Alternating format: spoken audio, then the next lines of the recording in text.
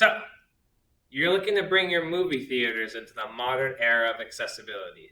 We, at Dynamic Volume, are here to propose our services to you theater owners in an effort to personalize the listening experience to each of your customers.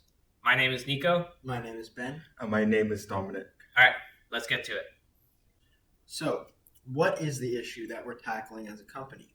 Our company acknowledges that volume is a personal preference. There's not necessarily a best volume for watching movies. Some viewers want movies to be louder, and some want them to be quieter. These desires can arise both out of personal enjoyment or auditory accessibility concerns. Auditory comfort is essential to an enjoyable movie experience. Our services create loud and quiet seating zones by modifying pre-existing theaters. This way, customers can choose to sit in loud zones if they want a movie on the loud side, and they can sit in quiet zones if they prefer a more tame experience. So, our end goal with this is that we can make your theaters have a quiet zone and a loud zone. So, there are three plans that our company offers. The basic plan at around $6,000 looks to redirect the pre-existing speakers. The advanced plan at around $18,000 adds a plexiglass barrier to the theater.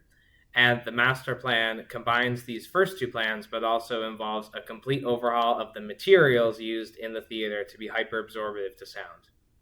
The geometric model was fully developed by the company. The movie theater consists of a room that's 30 by 20 by 10 meters and has 15 rows of seats on an 11-degree incline. So in our model, we're using ray acoustics as the primary physics, and we're going to use sources with directivity to represent our speakers.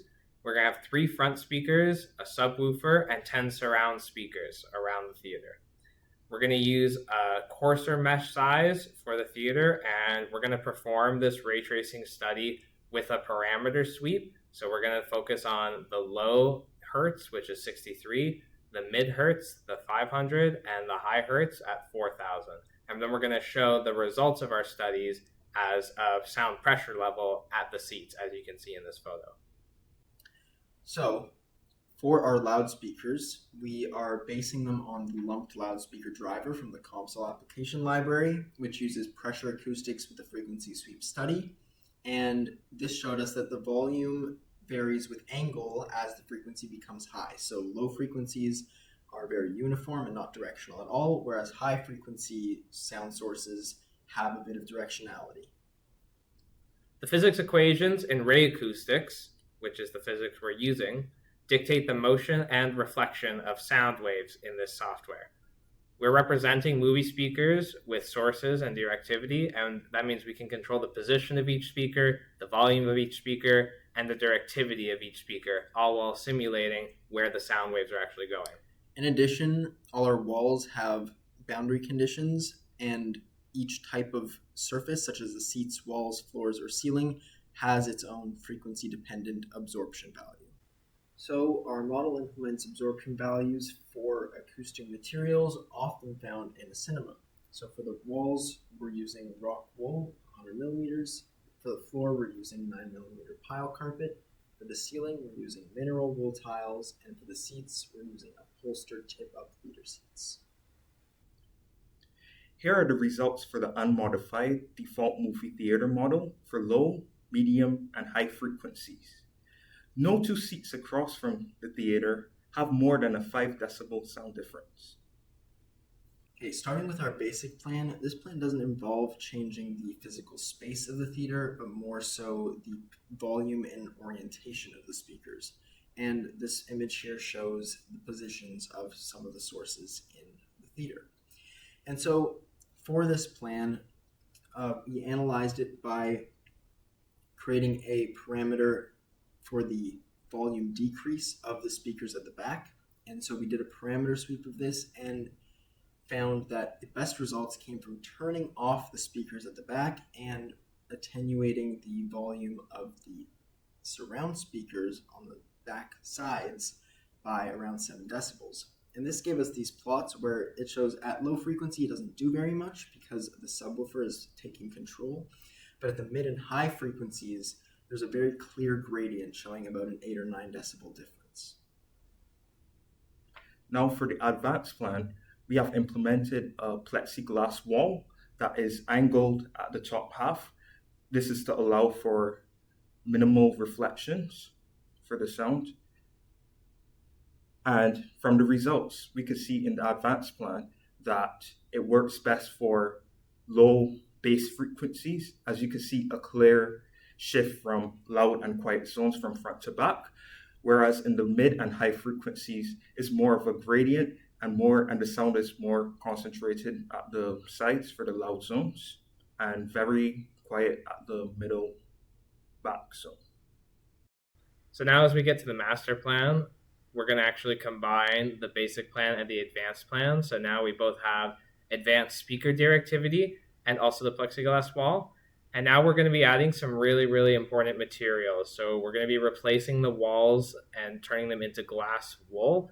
We're going to be turning the seats into cloth upholstered seats, and the ceiling is going to be hardboard over mineral wood. So the expense of the master plan comes with this full revamp of the theater's materials. But it pays off. You can see that there's even a greater difference from loud to quiet for low frequencies. And at mid frequencies, we have a 14 decibel difference, which is also significant between loud and quiet. And at high frequencies, this mostly stays the same. It stays at 12 difference, which is kind of great because now we actually have full control over increasing the decibel difference between those quieter seats and those louder seats. And they do happen front to back, which is what we're trying to do. So looking back on our 3 service plans, the basic plan might not have the best defined boundary from loud to quiet, but it is the most affordable option. The master plan is a lot more expensive due to the entire material overhaul of the whole theater, but it has some extremely fine-tuned controls over what's loud and what's quiet. The advanced plan I'd recommend as a good middle ground. It's affordable, but it also has some of the high-end loud-quiet differences that the master plan has, just not to the same extent.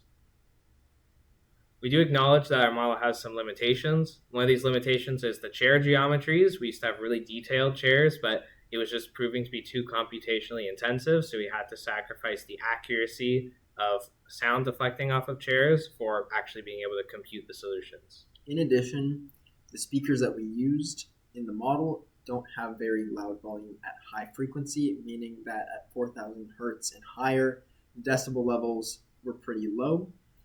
In addition, since we're using ray acoustics, we don't really account for the eigenmodes and natural frequencies of the room, which could cause some changes for low frequency analysis. We also had to change from the original curve of the plexiglass wall, which is easier to manufacture and has better reflection, to a more angular shape, which reduces mesh density and save computational power. In addition, the model uses an empty theater, which we try to mitigate with highly absorptive seats, but it still may cause some changes to a filled theater. In addition, the model assumes that one impulse sound is coming from all speakers rather than a differing continuous source from the various speakers. So we did use artificial intelligence during this project. We used a lot in troubleshooting to figure out why something was going wrong. We also used it to help break down the design process for the modeling, and this proved to be useful sometimes, but it came short a lot of scenarios where it would make up variable names and sort of mislead us and waste a bunch of time. Thank you for listening. We hope that you consider DVS for your consulting needs.